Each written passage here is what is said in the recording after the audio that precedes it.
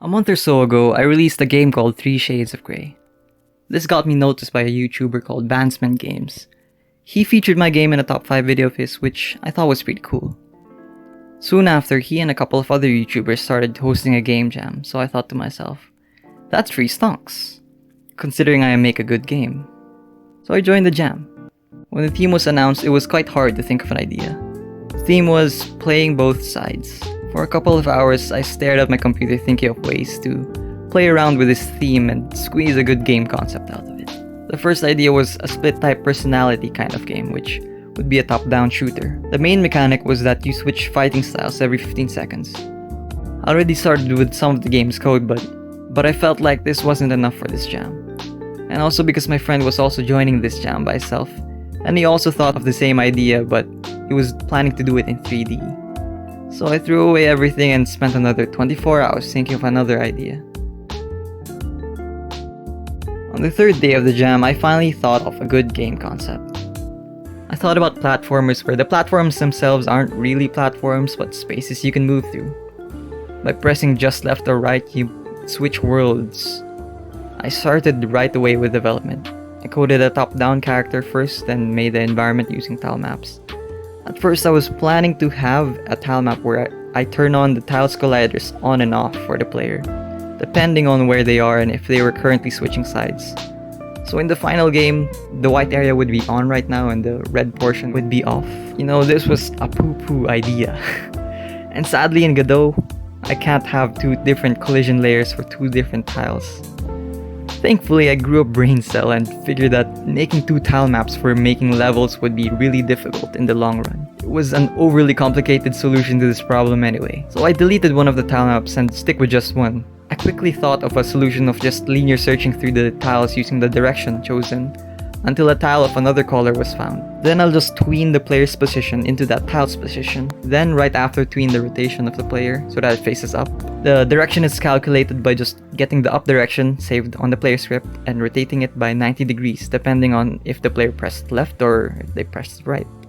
At first, I didn't have the camera follow and rotate along with the player, but when I implemented it, it looked really cool. It looks like a very stylized platform and kind of gimmicky. A problem I thought though was that the player might get dizzy and throw up playing this game. But when I showed it to my friends, they thought it was pretty cool. So yay. I adapted this nice looking color palette for this game because black and white was starting to look pretty bland for me. Then I thought, maybe I can just adapt all the colors. So I looked up palette swapping in YouTube and started learning how it works. I found this great video, but sadly, I have little knowledge in shaders. So it's quite hard to understand and at the same time, translate these Unity shader tutorials into Godot. But I still found this video by making stuff look good. Thankfully, I found a Godot tutorial about gradient mapping by GDQuest. It basically accomplished the same thing, but with a gradient, so I worked around this by just using a color palette in place of the gradient. I also changed the code a little bit so that it scans the entire screen instead of just the texture you provided. It worked out fine, but I realized that palette swapping in a puzzle platformer would be really confusing for the player. So I just deleted all of it. Those were a couple of hours down the drain. The art of the release game is very minimal actually, and I think it's one of its strong points. The simplicity is kind of beautiful. I mean, I'm actually a terrible artist, so I'm incapable of actually making good art. When I was making the game prototype, I wanted the player to have these weird lines around it and maybe make it a circle, maybe make it transparent around the corners. I ultimately just trashed all of that and stick with these two bars in the middle and small corners. The goal area was supposed to be one square that says exit. This is brilliant, but I like this. So my entire game ended up just using 3 squares of plain colors. It's quite funny actually that I received a lot of praise about the art of my game. There are games in the CCC jam that had way better art than my game, but I guess there is just this inherent beauty in minimalism in the game's art. I was having trouble with making good music for the game, so I started listening to some calming music that I like, and only started composing the next day. I kind of lost track in the days when I did stuff, but yeah.